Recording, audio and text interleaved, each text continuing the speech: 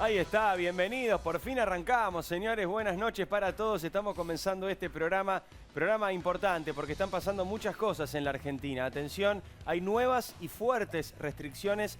Todo lo que tenés que saber con respecto a eso te lo va a contar en un segundo Santiago Fioriti y estamos en comunicación en un instante para conversar con Rubinstein, ex ministro de Salud, y además sabe mucho de este tema, siempre nos ayuda a comprender qué se viene, cuáles son las nuevas restricciones. Hoy Kreplak, en la provincia de Buenos Aires, amagó, amenazó, coqueteó, cada uno puede tomar la palabra que más le guste, con volver a la fase 1. No es la primera vez que en la provincia de Buenos Aires amenazan con este tema. Vamos a estar conversando de eso con Adolfo Rubinstein y la información política de lo que está pasando ahora en gobierno con las restricciones. No para de haber contradicciones entre los ministros. Santiago tiene toda la información, te la va a contar en un segundo nada más. Pero además tenemos una gran invitada el día de hoy aquí en el estudio, Mariana Zubik. Bienvenida, Mariana, gracias por venir. Gracias a vos. Mucho para conversar, vamos a hablar de Venezuela y por qué Argentina cada vez está más cerca de la dictadura de Nicolás Maduro. Vamos a hablar de una grave denuncia que trae hoy Mariana Zubik en exclusiva para este programa, que tiene que ver con Formosa y, atención, tiene que ver con el narcotráfico en Formosa. Muy importante ese tema también. Y además en un segundo estaremos conversando con Miguel Wieniawski. Siempre nos ayuda a reflexionar Miguel, nos encanta tenerlo, así que vamos a estar charlando con él también. Y una vez más, te lo venimos anticipando, pero se viene confirmando, Julio De Vido es otro condenado, pero que se queda en libertad. Lucía, buenas noches. Diego, buenas noches. Julio De Vido fue confirmado hoy por la Cámara de Casación en la causa de la tragedia de Once. Le dieron 5 años y 8 meses por administración fraudulenta por esa tragedia ferroviaria. Pero ¿sabes cuál es el dato, Diego? No va a ir preso todavía Julio De Vido. Mirá qué raro. Porque lo que entró en vigencia hace unos meses, y te lo planteábamos acá como parte de un gran plan, evita que las personas se ejecuten las penas si la Corte Suprema de Justicia no se pronuncia. Entonces, por más que el máximo tribunal penal hoy dijo que Julio De Vido era responsable en gran medida de esa tragedia ferroviaria que se cobró 52 vidas, no va a ir preso porque faltará la última palabra en este caso, que es la de la Corte Suprema de Justicia. Y los familiares de la tragedia de Once ya pidieron hoy que la Corte sea expeditiva en resolver al respecto porque no tiene plazo. Muy bien, le mandamos un abrazo a todos los familiares de la tragedia de Once, a Paolo Menghini sobre todo, y a María Luján, que son los que se ponen al hombro de esta lucha. Estamos con ustedes siempre.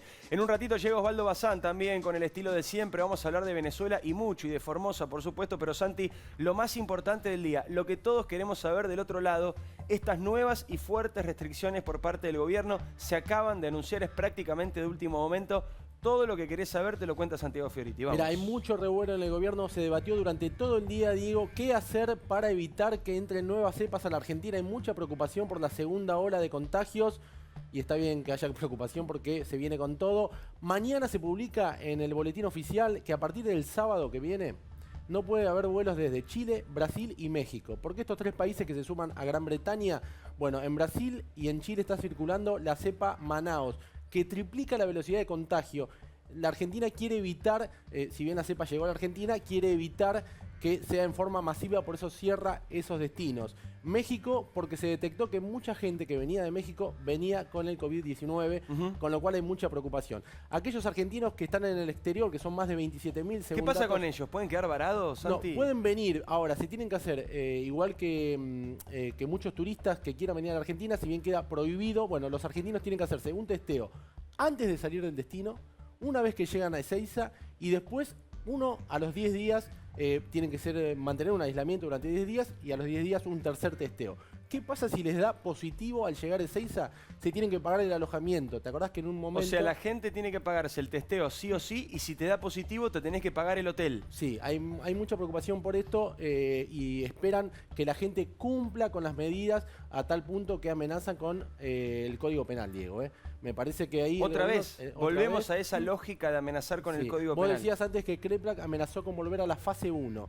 El gobierno dice no podemos volver a fase 1 por distintas cuestiones, principalmente porque la Argentina no tolera, hoy los argentinos no toleran un cierre masivo, sobre todo por el tema económico. La Argentina cayó 10,1 en el año pasado, el PBI, y este año se supone que va a haber cierta recuperación, es lo que promete el gobierno, si cierran todo, evidentemente ese plan fracasaría. Muy bien, vamos a conversar un segundo sobre esto con Adolfo Rubinstein. Adolfo, gracias por el esfuerzo que estás haciendo para estar en comunicación con nosotros y para contarle a todos los argentinos sobre esto que tanto nos preocupa. Buenas noches, nuevas y fuertes restricciones. ¿Qué podemos esperar a partir de ahora? Hay mucha preocupación en la gente porque tengamos que volver a cerrar y ya no hay margen económico, ya no hay margen social, diría que no hay margen de ningún tipo. Sí, ¿qué tal? Buenas noches, Diego. Buenas noches a todos. La situación está realmente muy complicada, sobre todo en Brasil. En Brasil la situación está desbordada. Estos últimos días, el saldo de muertos, de casos, de saturación de los servicios de salud en muchos estados, incluyendo estados fronterizos con la Argentina, es realmente preocupante. Y yo honestamente digo, hace ya varias semanas que vengo diciendo que si hay que tomar medidas de restricción, hay que tomarlas de golpe y hay que tomarlas de una vez. Lo que no tenía demasiado sentido era esto de ir reduciendo, digamos, los vuelos o cerrando un poco o controlando un poco. Creo que estas cosas hay que hacer. Si uno toma la decisión, hay que hacerlas. Por lo tanto, me parece que yo estoy de acuerdo con que frente a la situación en Brasil y ahora en Paraguay, digamos, sí definitivamente se toma una decisión como esta. Por supuesto, dos cosas. Como te decía, me parece que se podría haber tomado un poco antes, al menos hace 3 semanas que vengo ¿Vos diciendo creés, que hay que Adolfo, que habría que haber cerrado hace 3 semanas? Mira, yo creo que ya, digamos, el desborde en Brasil no comenzó ayer o esta última semana. Comenzó ya a verse desde Manaus en adelante, sobre todo cuando se empezó a diseminar esta nueva variante a muchos estados de Brasil, incluyendo los estados del sur brasileño. Yo diría que hace por lo menos 2 o 3 semanas que la situación está muy desbordada y que es razonable tomar medidas drásticas. El tema, ¿sabes cuál es? Si se toman medidas, si se hacen las cosas a medias, tipo vamos a bajar 30% los vuelos, no sirve de nada. Inclusive te diría algo, yo dudo de la efectividad de esta medida. No creo que sea una medida extremadamente efectiva. Creo que hay que tomarla, por lo menos por un periodo, hasta tanto ver un poco el cuadro de situación en Brasil y sobre todo hacer aquí, yo creo que aquí en la Argentina, más allá de los controles rigurosos en las fronteras, sobre todo las fronteras terrestres porosas que tenemos tanto con Brasil como con Paraguay y la suspensión de vuelos, lo que hay que hacer ahora es ampliar muchísimo los testeos y sobre todo ampliar la secuenciación genómica para ver qué cepas, qué variantes están prevaleciendo en la Argentina. Pareciera que esta variante no estaría circulando en el país, pero probablemente ya esté en el país, porque hace ya muchas semanas que se ha diseminado por Brasil. Se dice que en Ciudad de Buenos Aires, Adolfo, sí está circulando mínimamente, pero está ya en la ciudad. Bueno, no tengo no tengo esa información, pero bueno, todavía entonces es más preocupante y también menos efectiva. Por eso yo creo que más allá del cierre de fronteras y de la suspensión de vuelos, lo que hay que hacer acá es extremar los cuidados, porque hay que extremar los cuidados. Pareciera que a veces estamos muchísimo más relajados respecto a esto. Y esto, de nuevo, es el barbijo, el distanciamiento físico, la higiene de manos, evitar la circulación y básicamente cumplir con todos los protocolos. La segunda es ampliar el testeo y la secuenciación genómica. No hay otra salida. Y, por supuesto, la única que nos va a terminar sacando de esta pesadilla es acelerando la vacunación. Totalmente. Porque acá es una carrera desenfrenada entre un virus que lo que trata de hacer es mutar para poder sobrevivir, digámoslo así, y eso es esto es la característica, te diría, general de cualquier virus, y, digamos, la vacuna que lo que permite es mitigar la expansión de la epidemia, la transmisibilidad. Digamos, no hay otra manera. Si nosotros no aceleramos la vacunación y no guardamos todas las medidas de control y de detección temprana, vamos a estar muy complicados para la segunda ola. Gracias, Adolfo, por esta respuesta rápida. Sabemos que estabas ocupado y hiciste un tiempito para conversar con nosotros. Te mandamos un abrazo. Siempre importante saber, bueno, nuevas restricciones acaban de ocurrir. Ya sabes todo esto que te acaba de contar Santiago y la opinión también de un especialista como Adolfo Rubinstein. Bienvenido, Bazán, que acaba de entrar al estudio. Gracias por llegar. A ver, En un segundo les voy a contar por qué me parece que ayer Cristina asumió la presidencia directamente. Se hizo un acto para ella misma, asumió la presidencia. Y también quiero hablar con Osvaldo, con Lu, con Santi, con Mariana y con Miguel Wiñaski, que ya lo vieron allí del otro lado. Con respecto a la pandemia, más preocupante todavía que el aumento de casos, que la falta de vacunas, es la falta de rumbo.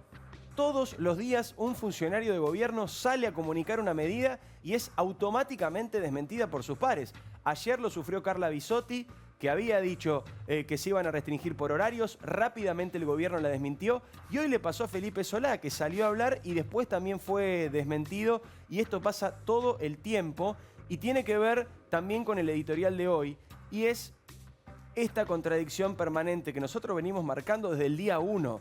Desde el día 1 venimos comentando que es imposible esta dupla presidencial que se planteó porque Cristina maneja el poder, porque Cristina maneja la Argentina, porque Cristina es implacable y Alberto nunca tuvo el carácter para plantarse. No lo tuvo antes cuando era jefe de gabinete y no lo tuvo nunca como presidente, ni siquiera en los mejores momentos, en las mejores oportunidades.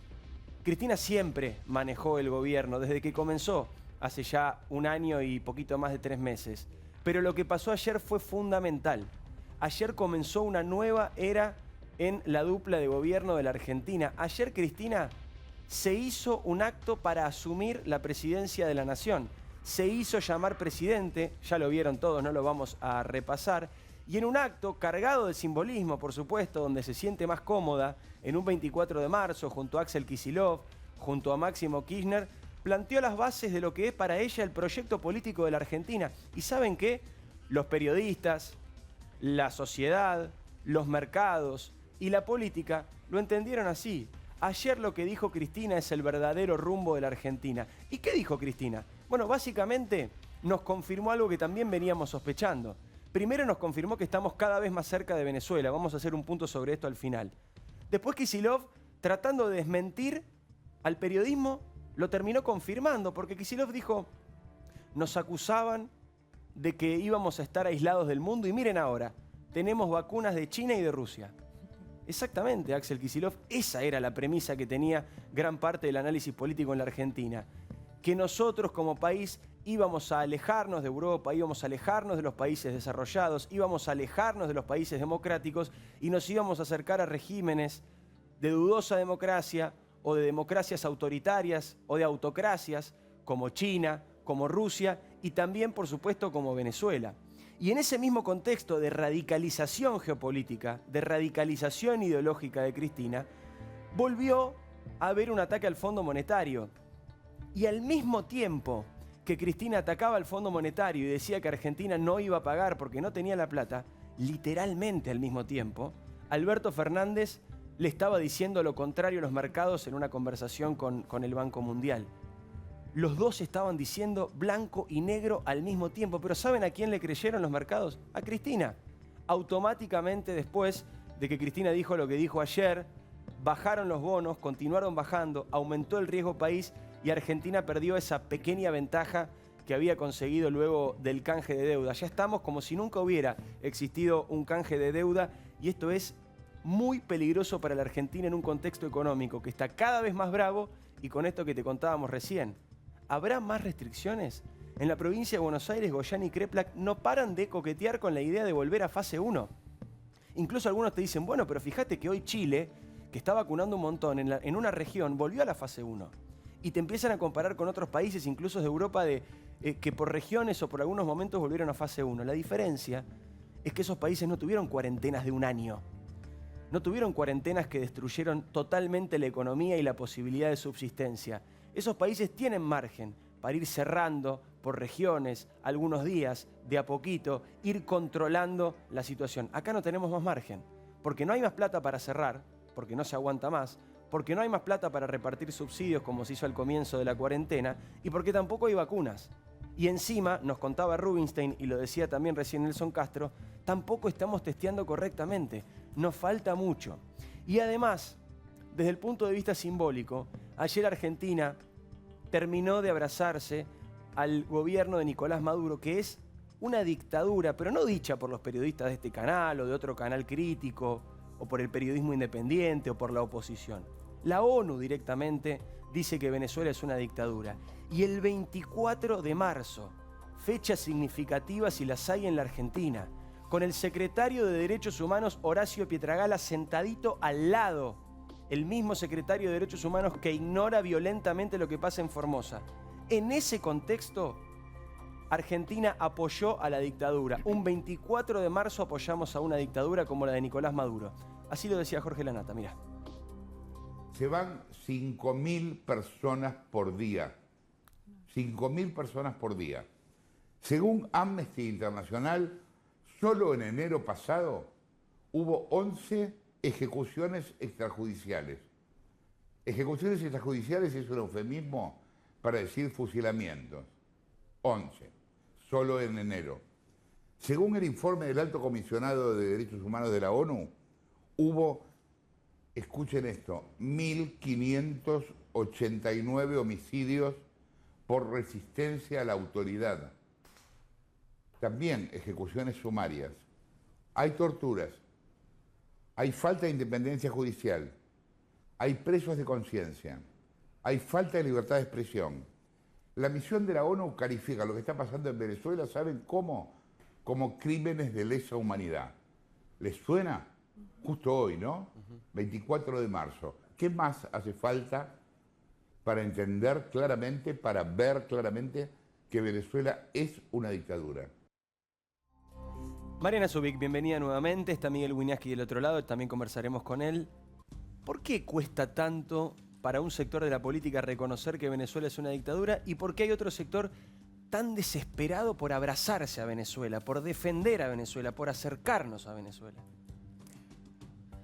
Mira, la verdad es que a esta altura de los acontecimientos, analizar los dichos, creo que lo que tenemos que analizar son los hechos. Efectivamente, como dice Jorge, ¿no? Ni derechos ni humanos, tiranos. El 24 de marzo, un día donde la memoria es esencial para nosotros, para los argentinos, para nuestros hijos y para empezar a trazar nuestro presente y nuestro futuro, porque la historia es eso, ¿no? La base para poder saber de dónde venís, tu identidad, la identidad de muchos, en esa época tan oscura de la Argentina, por la que hemos luchado todos los argentinos, se abracen a la dictadura de Maduro.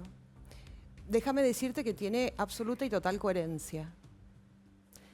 Tiene total y absoluta coherencia desde lo que ha significado siempre el kirchnerismo.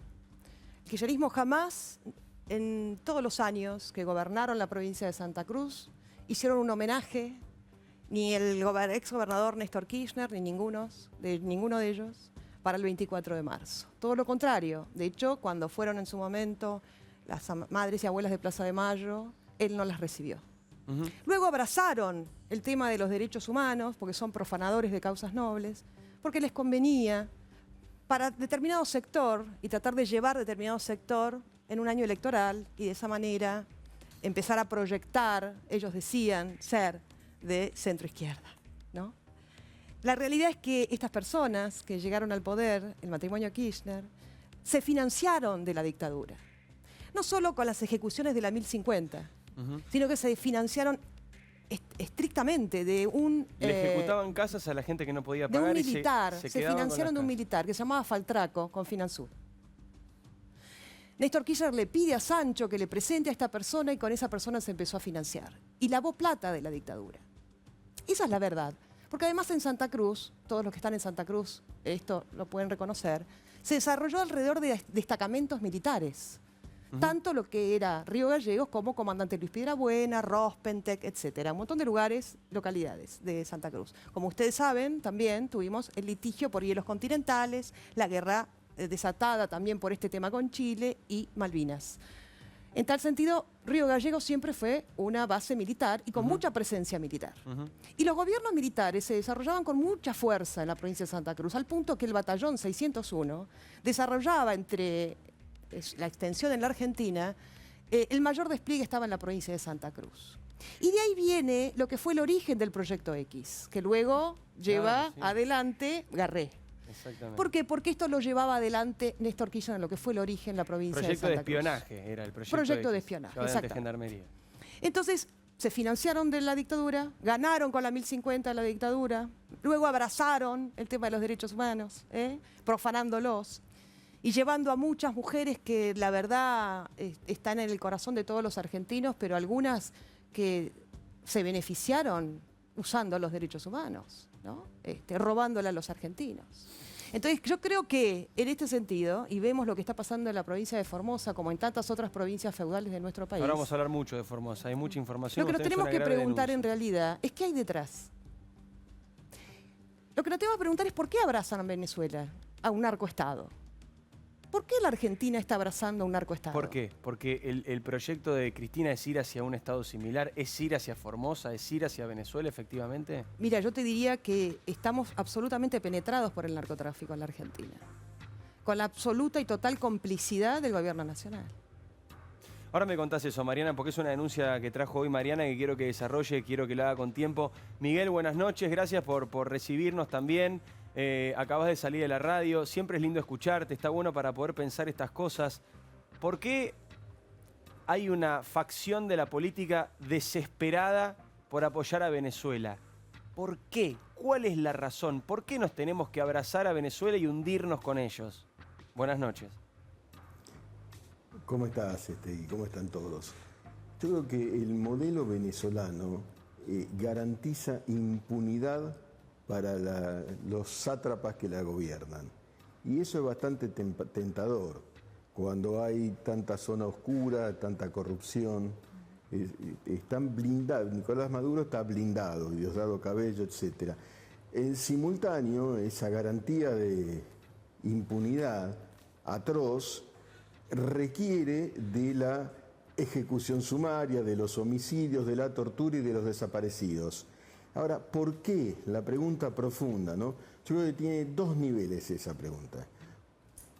Uno es el que acabo de esbozar, sumado al hecho de que hay que investigar e indagar sobre los dineros que han ido y venido de Venezuela, históricamente, entre los Kirchner y el madurismo. Recordemos, Chávez fue la fase populista tremenda, muy dañina para Venezuela. Maduro es la fase autocrática. Y caricaturesca también en un punto, ¿no? Maduro decadente. Esperpéntica. Claro, ahora te matan, pero sangrienta. Y en cuánto difiere, cuán lejos está Infran de Maduro. Tal vez esté mucho más cerca de lo que creemos. Entre otras cosas, lo digo, hay que investigarlo, por algo que aludió, a lo que aludió Mariana Zubik recién, ¿no? Hay que investigar las redes de narcotráfico permeando los feudos argentinos, esta feudocracia en la que estamos ingresando. Entonces, finalmente, el segundo nivel a tu pregunta es esta respuesta, digamos, tentativa mía, porque esto es una locura, Diego. Esto es estar locos. Pero eso te iba a decir, 24 no de hay una marzo. explicación racional, Miguel, no hay una explicación política. Cada vez que Claro. elogias a Venezuela, perdés sustento político, perdés posibilidad de negociación con el fondo o con quien sea, elegí cualquier mercado mundial, te alejás de la civilización, te alejás de la Organización de las Naciones Unidas, te alejás de Human Rights Watch, te alejás de cualquier civilización posible. ¿Cuál es el objetivo? ¿El objetivo es Venezuela? Porque si no ese es el objetivo, es solamente destrucción. Pero es que es la destrucción de la demencia en el poder y el poder de la demencia. Es decir, por eso yo digo que es una locura. ¿Qué es la locura? Es una ruptura de la identidad. Es decir, te levanto la mano izquierda y digo viva la liberación y con la mano derecha justifico las atrocidades. ¿Sabes cuántas personas están en las cárceles venezolanas que no están computadas todavía, siendo torturadas a diario? Entonces, ¿con qué autoridad hablamos de la ESMA? De la ESMA hay que hablar todos los días, por supuesto, recordarla y defenestrarla. Pero hay muchas ESMAs en Caracas. Bueno, y entonces además, ¿en qué medida nos estamos de manera inmensamente peligrosa, acercando a la sangre? Osvaldo. Miguel, buenas noches. ¿Qué pensás ¿Cómo de estás, tantos argentinos progresistas que, digo, porque alguna parte del gobierno, como vos decís, quizás haya que averiguar qué contactos han tenido, por qué económicamente le conviene abrazarse a Venezuela. ¿Pero qué pensás de tanto progresismo que toda su vida ha luchado por derechos humanos, o al menos es lo que ha dicho en Argentina, y que sin embargo le explican a los venezolanos que están acá, a los que les llevan la pizza cada noche, que en Venezuela no hay una dictadura? Bueno, yo creo que hay una tarea de colonización mental. Es una colonización de una cierta franja de mentalidad colectiva, producto de adoctrinamientos diversos y de un temor a ver de frente los hechos y a un deseo de reconocimiento como ocupando el lugar del bien, que se le atribuye, en fin, a una llamada democracia popular como la de Venezuela. No hay nada más antipopular que lo venezolano, pero hay una renuencia, me parece, Osvaldo, a ver los hechos. Es decir, pero es una renuencia, ojo, es imputable.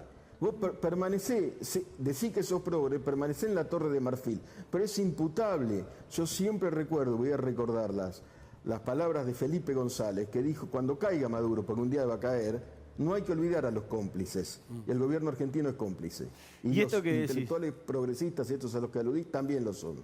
Y esto que decís, Miguel, me sirve para hacer una pequeña reflexión, porque ahora hay mucha información sobre Formosa, porque hay novedades todos los días sobre Formosa, y esto que vos planteabas, lo cerca que está Infran de Maduro, y lo cerca que lamentablemente esto nos lleva a la sangre y al peligro y a la violencia. ¿Por qué?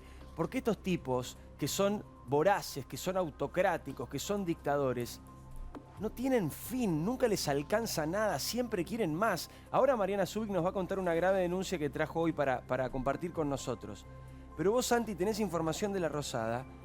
Aunque no lo crean, y va a contar los detalles Santiago, Gildo Infran le pide más apoyo a Alberto Fernández. No le alcanza con todo el apoyo. Infran necesita más todavía. Va por más. Está enojado Infran con el presidente, y esta es toda una novedad porque uno supone que el gobierno apoyó todas dijo que era un gobernador ejemplar, que las medidas son bárbaras. Fue el secretario de Derechos Humanos a hacer una payasada a la provincia. Claro, ¿Qué más quiere? Está muy enojado porque dice, nosotros estamos tratando de controlar el virus, estamos tratando de controlar los pasos fronterizos.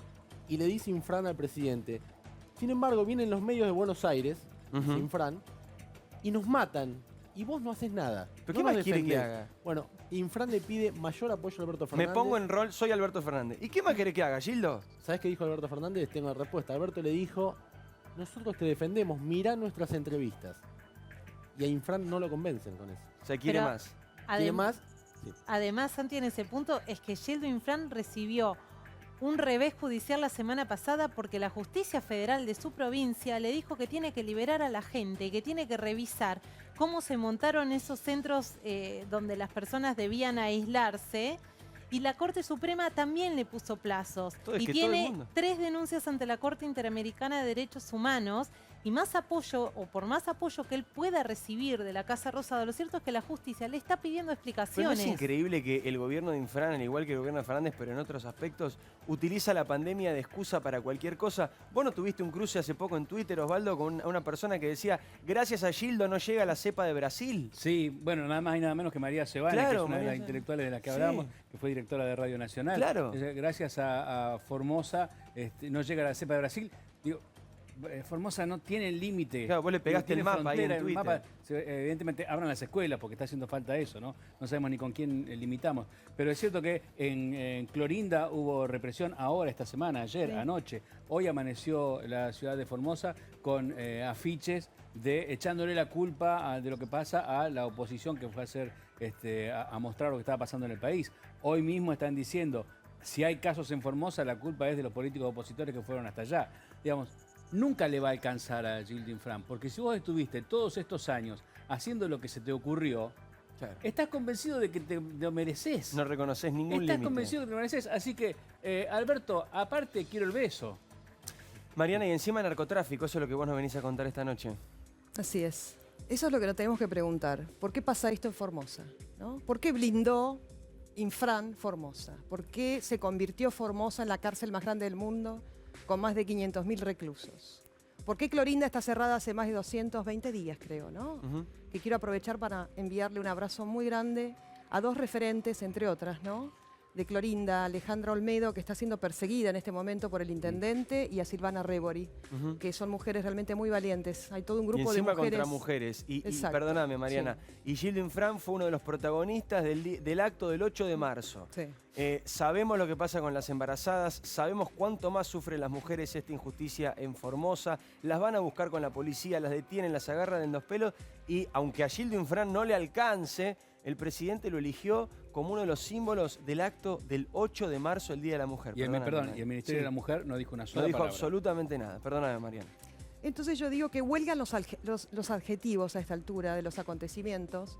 Y también nosotros tenemos que empezar a replantear algunas cosas, ¿no? Yo creo que no podemos tratar de esperar de este gobierno y de Infran que reconozcan lo que hacen. Y recién hablaba Miguel, lo escuchaba muy atentamente. Respecto a, vos le preguntabas, y creo que Osvaldo también estaba hablando, ¿qué pasa con determinado sector social que de algún modo no quiere ver? Y la realidad entiendo que haya alguna explicación, pero no justificación. Claro. En realidad creo que estamos hablando de ceguera moral, y para la ceguera moral no hay justificación. Es decir, lo que está pasando en la Argentina es eso, es ceguera moral. De la cabeza del gobierno a un sector de la sociedad que ha votado a estos señores, a esta mafia, y que lo ha votado infinitamente a Infran. Que, déjame decirte igualmente, en provincias feudales, vengo de una de ellas, es bastante difícil poder ejercer el ejercicio del voto libremente. Realmente es muy difícil. Y más cuando vos tenés provincias como estas, donde casi más del 70% de la comunidad económicamente activa depende de la administración pública. Es decir, que son personas que no tienen independencia, que son rehenes, que se han convertido en rehenes. Entonces, claramente, además en Formosa hay determinadas situaciones que tienen que ver con el sistema electoral que hace que este señor tenga reelección indefinida, ¿no? Ley de lemas, todas las cosas que hemos visto en la provincia de Santa Cruz, que hace que no haya alternancia, que no haya representación de las minorías y que además los referentes políticos que ponen el pecho, que ponen la cara y que avanzan y intentan luchar y liberar a Formosa, son perseguidos, como estas personas que yo te acabo de mencionar, que en este momento están sumariadas y que quieren quitarlas brutalmente. Brutalmente. Con violencia. Con mucha como violencia. En Venezuela. Exactamente como en Venezuela y como ha pasado durante 30 años en la provincia de Santa Cruz. Ahora, ¿por qué? ¿Qué pasa en Formosa? ¿Por qué ¿por qué es tan obstinado Infran? Él nota efectivamente que está cayendo en imagen y por eso viene a pedirle a Alberto Fernández que lo ayude. La realidad es que Formosa es una de las provincias cabeceras del narcotráfico. Infran está absolutamente involucrado en esto. Hay varios datos. En el año 2016 ocurrieron un montón de situaciones donde la justicia no pudo mirar para otro lado y porque además ¿qué había? Había un ministro de Seguridad que avanzaba en algunas cosas, ¿no? Entonces, ¿qué pasó en Formosa? Javier Ábalos. Javier Ábalos es un sobrino político de Infran. En el año 2016, él es entre comillas, empresario, dueño de muchísimos campos. Por uno de sus campos pasaba Pérez Corradi y la efedrina. En una operación que denominaba Zapallitos en uno de sus camiones, incautaron 20 toneladas de marihuana. En el año 2016, Barreiro, un funcionario del Ministerio de Economía, que manejaba un auto oficial, una camioneta Toyota Hilux, vuelca, y en esa camioneta habían 51 kilos de cocaína. Y además de eso había una fotocopia del DNI del senador Mayans. Y la agenda personal... Uno de los más activos defensores de Cristina y de Infran. Exacto. Es el jefe de bloque desde el Frente de Todos en el Senado. Exactamente. Y la agenda personal del senador Mayans. En el mismo año, 2016, el cuñado de Infran, Ricardito creo que es el sobrenombre, sí, Ricardito, me vino una asociación, no la voy a decir,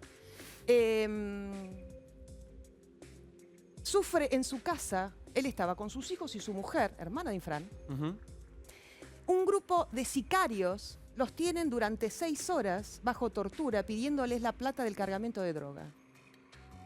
Esta persona, el cuñado de Infran, al día siguiente o a los días, publica una solicitada diciendo lo siguiente: yo no tengo nada que ver con Infran ni con el gobierno de Infran.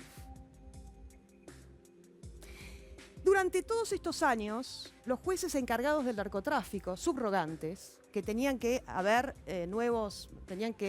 poner en esos lugares a jueces permanentes, Nombrar fue jueces. trabado durante todo el tiempo, durante todo el gobierno kirchnerista, la designación desde el Consejo de la Magistratura. Manejado por el... Exactamente, por el kirchnerismo. ¿Qué pasó hace muy poco?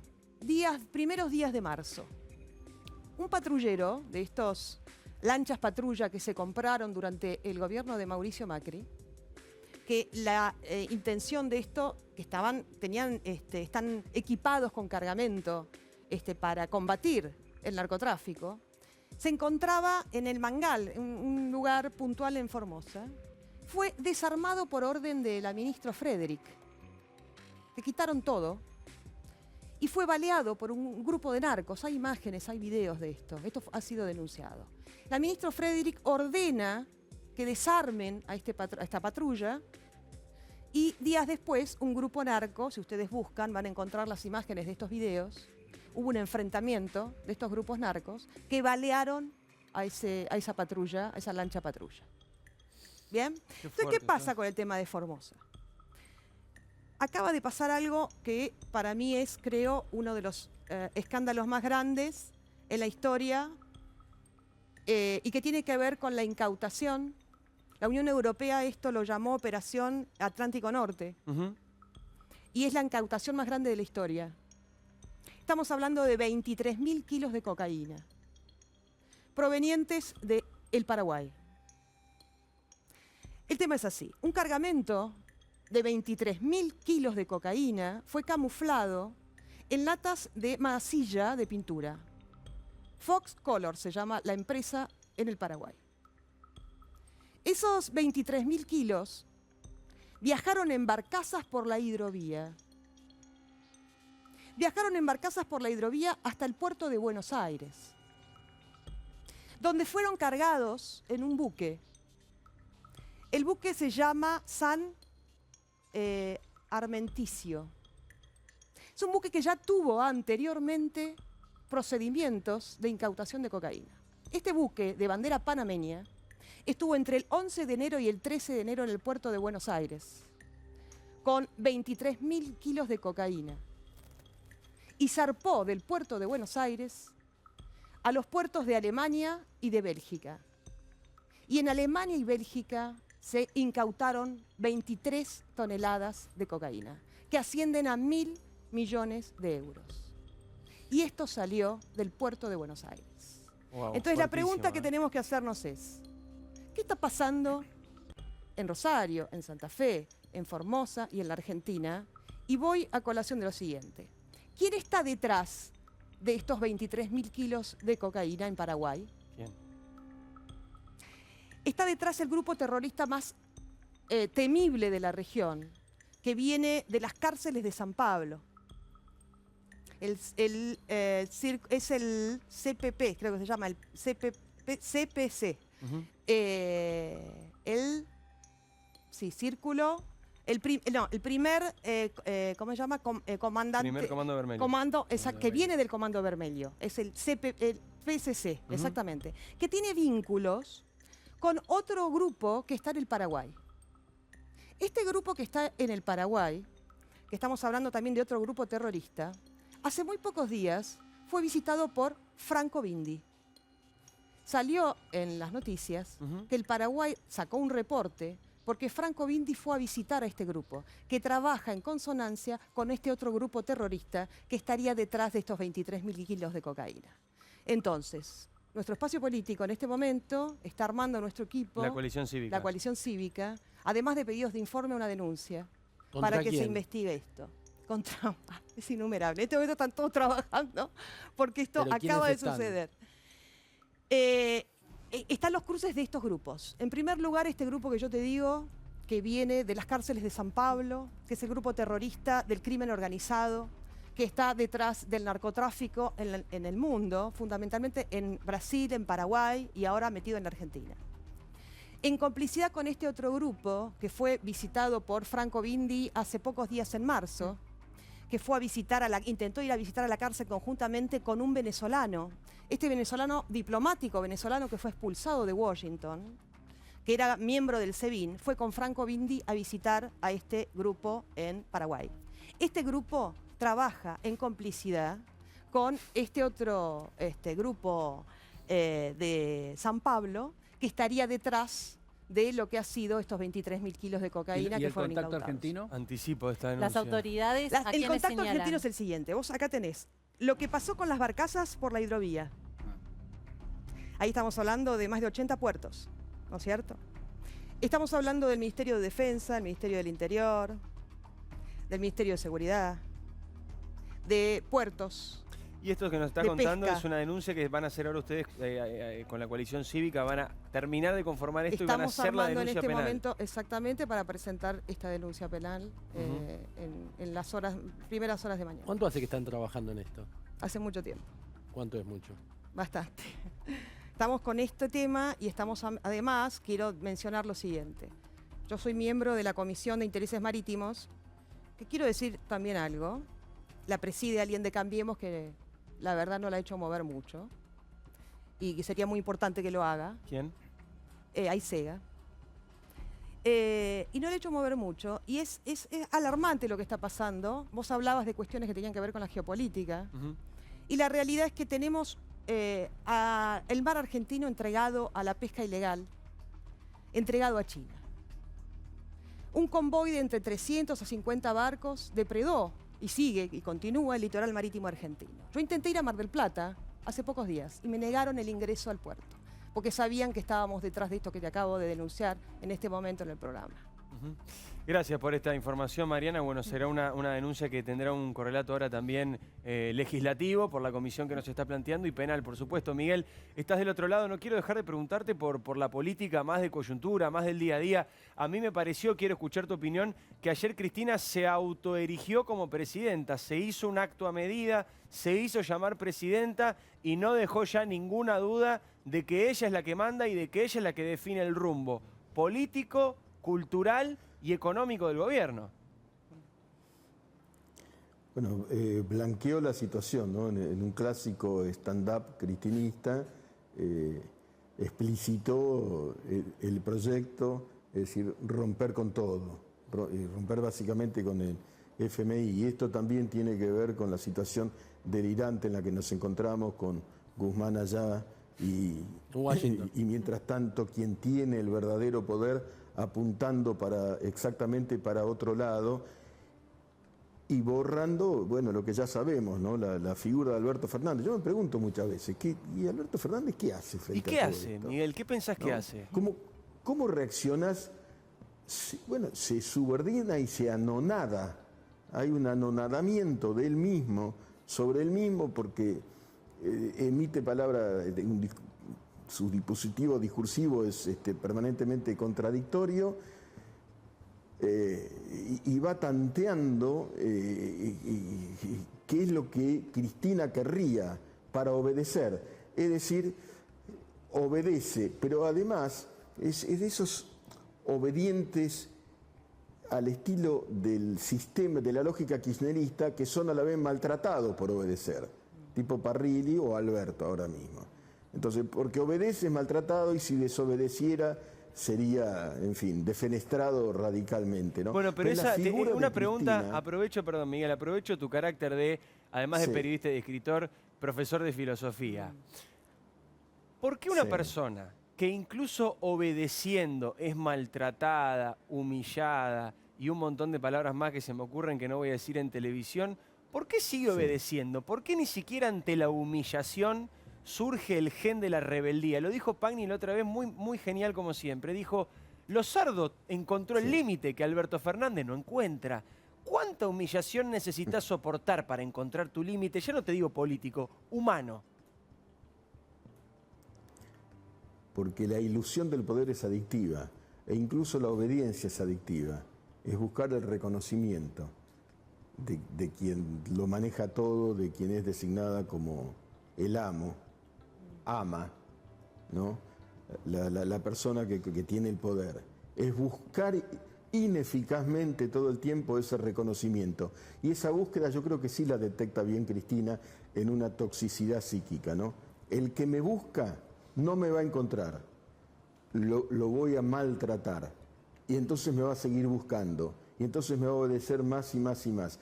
Y cada gesto de subordinación de Alberto amplía el poder de Cristina y es lo que ella quiere y maneja con esa profundidad abismal, muy.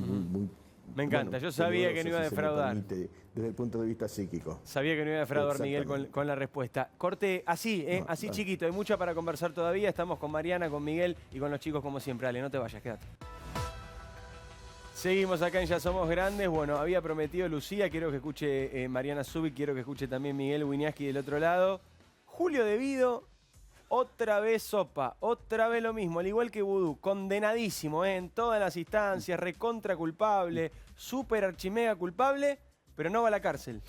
Julio De Vido está excarcelado desde 2019, poco tiempo después de que antes de que asumiera la presidencia Alberto Fernández.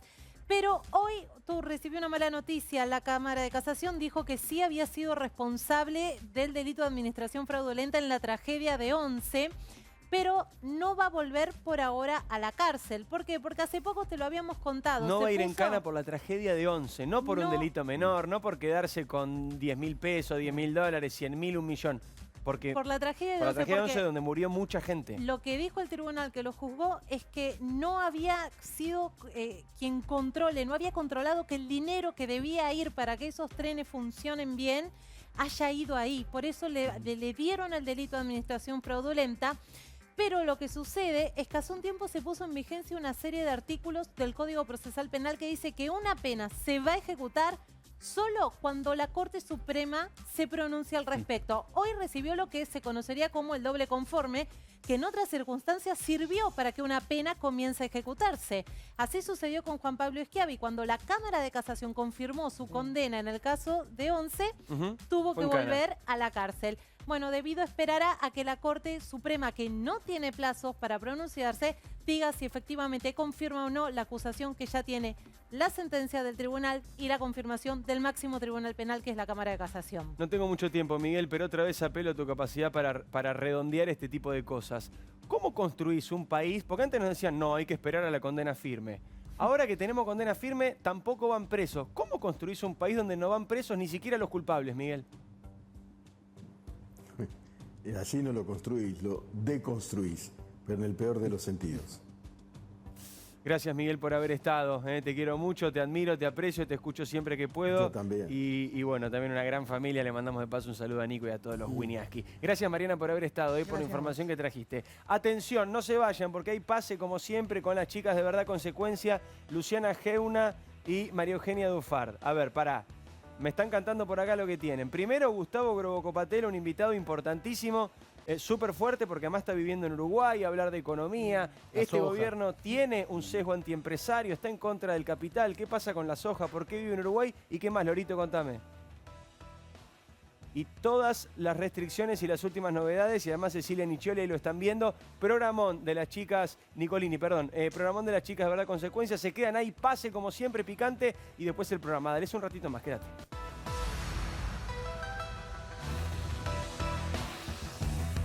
Fiat Cronos, tenelo con descuento especial de 120.000 pesos y financiación de hasta 1 millón de pesos. Fiat Cronos, el auto argentino. Conoce más en fiat.com.ar. Todos sabemos lo que representa para la logística de una empresa una flota moderna de vehículos. Por eso, a la hora de renovar el parque automotor, piense en el especialista. Nadirán Mercado, subastas online. Salí, sentí, viví. La vida es acá. La vida es ahora. Excelerate brinda servicios de regasificación de GNL para abastecer a la Argentina de energía confiable, económica, ayudando a las industrias a crecer y a los hogares a mantenerse seguros y confortables. Excelerate Energy. Convertimos grandes ideas en energía real.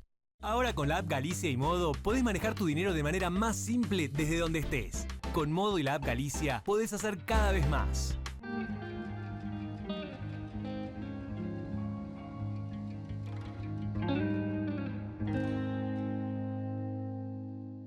El Mirasol de Puerto Madero. Delivery mediodía y noche. Teléfono 4315-6277. El bosque chaqueño es de todos los argentinos. Hoy le toca hacer historia al Chaco.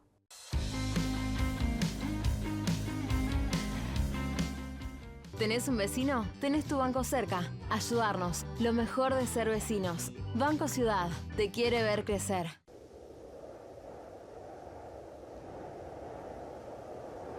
Plan de vacunación COVID-19. Empezamos a aplicar la vacuna en más de 180 puestos en la ciudad. Para saber más, ingresá a buenosaires.gov.ar/vacuna COVID. Cuidarte es cuidarnos. Buenos Aires Ciudad.